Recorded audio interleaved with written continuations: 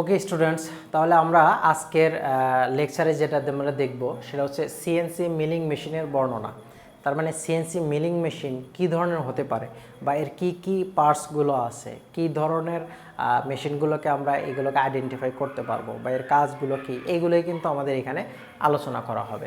তাহলে আগে আমরা মিলিং মেশিনের কিন্তু আমরা আগেই সংজ্ঞাটা দেখে আসছি, এরপর আমরা এখানে নিয়ে আসছি যে দেখি আমরা আরেকবার মনে করা দিই যে আবর্তনশীল বহু পাত বিশিষ্ট মানে কি বহু কাটার বিশিষ্ট বাটালি কাঠ বিশিষ্ট বাটালি দ্বারা কেটে কোনো কিছুর আকৃতি প্রদান করার কর্ম প্রক্রিয়াকেই মিলিং বলা হয়।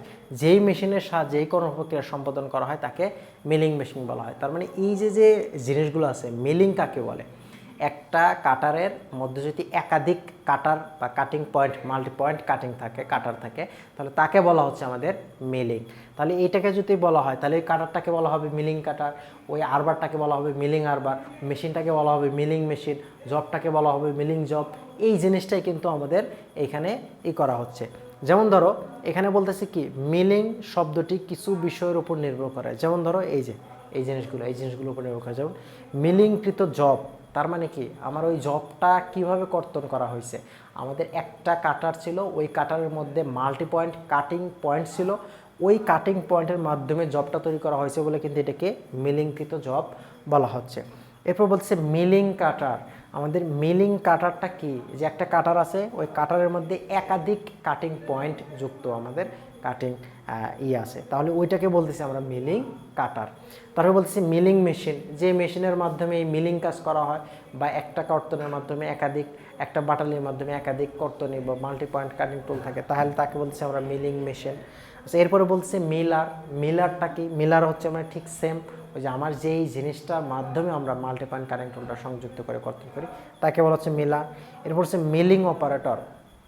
তার মানে এই যে যে মিলিং কাটিং টুলটাকে আমরা অপারেট করতেছে, যেই প্রোগ্রামটা, যেই আমাদের কন্ট্রোলিং ডিভাইসগুলো, সেইগুলোকে কিন্তু বলা হচ্ছে আমাদের মিলিং অপারেটর।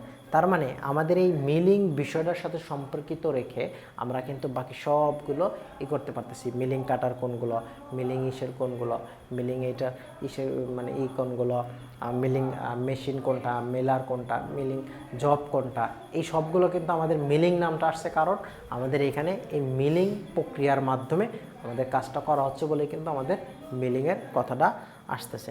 আচ্ছা, এরপরে যদি আমরা দেখি, আমরা একটু আগেই দেখে আসলাম যে আমাদের হরিজন্টাল এবং ভার্টিক্যাল মিলিং মেশিন, হরিজন্টাল এবং ভার্টিক্যাল মিলিং মেশিন, এই হরিজন্টাল এবং ভার্টিক্যাল মিলিং মেশিনের আমরা একটু ডিটেলস বর্ণনায় যদি যাই, মিলিং মেশিনের কোথায় কী থাকে, মেইন অংশগুলো বা মেইন এইগুলো যদি থাকে, প্রত্যেকটা মেশিনেই যে জিনিসটা কমন থাকে সেটা হচ্ছে বেস। আমাদের প্রত্যেকটা মেশিনের কিন্তু একটা ভিত্তি দরকার, যেখানে আমাদের এইগুলো আমাদের মিলিং বা আমাদের মেশিনটা কি করবে, স্টে করে থাকবে। ফাউন্ডেশন বলা হয় যাকে। ফাউন্ডেশন হচ্ছে নিচের যে অংশগুলো থাকে, তোমার বলতেছে হচ্ছে হলো সিমেন্টেড বা এখানে ঢালাই করা থাকে, কাস্ট করা থাকে, তাহলে ওইগুলোকে বলা হচ্ছে ফাউন্ডেশন। এবং ফাউন্ডেশনের উপরেই যেটা থাকে, যার উপর টোটাল মেশিনটা থেকে, তাকে বলা হচ্ছে আমাদের বেজ। এই বেজ কিন্তু সব জায়গায় থাকে, দেখো এখানেও বেজ আছে, এটাও বেজ আছে। আচ্ছা, এই বেজের উপরে হচ্ছে আমাদের মেইন যে মেশিনটা সংযুক্ত করা থাকে বা মেশিনটা স্থাপন করা থাকে। তাহলে এই মেশিনে এখন কি কি আছে আমরা দেখতেছি, এই মেশিনে আছে কলাম। তার মানে এই যে লম্বা যে অংশটুকু আছে, এই অংশটুকুকে আমরা বলতেছি কি এই মেশিনটার কলাম। আচ্ছা, এই যে এই অংশটাকে বলা হচ্ছে স্পিন্ডল। দেখো ঠিক এইখানে স্পিন্ডল আছে, এই স্পিন্ডলটা কি হরিজন্টালি অবস্থায় আছে না, এইখানকার ঠিক সেম স্পিন্ডল দেখো, তো এইটা হচ্ছে স্পিন্ডল, এই স্পিন্ডল কি আমাদের ভার্টিক্যাল অবস্থানে আসে না। তার মানে আমরা কিন্তু এমনিতেই দেখে বুঝতে পারতেছি এটা হচ্ছে আমাদের হরিজন্টাল মিলিং মেশিন, এটা হচ্ছে আমাদের ভার্টিক্যাল মিলিং মেশিন। এই দুটো মেশিনে কমন কি জিনিস আছে, এটারও বেজ আছে, একটা বেজের উপর মেশিনটা গঠিত করা হচ্ছে, এটারও বেজ আছে, বেজের উপর মেশিনটা মানে স্থাপন করা হচ্ছে।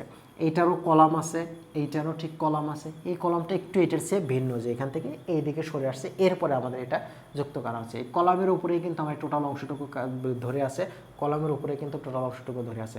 সো এই কলামটা কিন্তু অনেক শক্ত বা আমাকে অনেক স্ট্রেংথ আছে, এরকম একটা ম্যাটেরিয়াল দিয়ে তৈরি করতে হয়।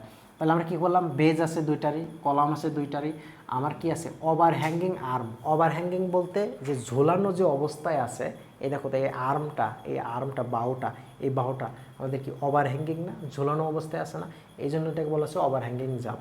এটাকে বলা হচ্ছে কি ভার্টিক্যাল মিলিং হেড। তার মানে দেখো ঠিক সেম পজিশনে কিন্তু আমি দেখতেছি যে আমার একটা করে আসতেছে, যে প্রত্যেকটাতে কি বলা হচ্ছে, এটা হচ্ছে ভার্টিক্যাল মিলিং হেড। এটা ভার্টিক্যাল কেন বলা হচ্ছে, আমাদের আরবার বা স্পিন্ডলটা ভার্টিক্যাল অবস্থানে আছে বলে। এরপরে কি আরবার সাপোর্ট, তার মানে এই যে এইটাকে আরবার, এইটার অংশটার নাম হচ্ছে আরবার এবং এই অংশটার নাম হচ্ছে আরবার। আমাদের স্পিন্ডল বর্ণ হচ্ছে এই অংশটাকে বলা হয়, আর স্পিন্ডল মাথার সাথে যে কাটিং টুলটা যার সাথে সংযুক্ত থাকে একে বলা হচ্ছে আরবার। তাহলে এই আরবারটাকে সাপোর্ট দেওয়ার জন্য আমাদের এখান থেকে পড়ে যেতে পারে, এখানে অনেক বেশি প্রেশার পড়বে যখন আমি জবটা উপরে উঠাই দেবো, তাহলে এটাকে বলতেছে আরবার। তাহলে এইটা সাপোর্টটা হচ্ছে আমাদের আরবার সাপোর্ট। আচ্ছা, এরপরে টেবিল এখানেও আছে, স্যাডল এখানেও আছে।